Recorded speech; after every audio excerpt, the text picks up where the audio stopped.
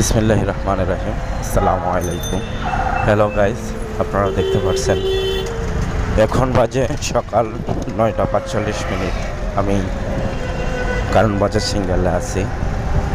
তো এই সময়ের মনে হয় দুপুর 2টা বাজে। এত পরিমাণ রোদের তাপমাত্রা, থাকা যাইতেছে না রোদে।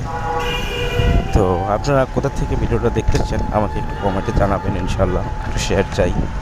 তো এখানে দেখেন কারণ বাজার, এখানে পেট্রোল বাংলা আছে, যারা দেখেন তাদেরকে দেখার জন্য সুযোগ করে দিলাম।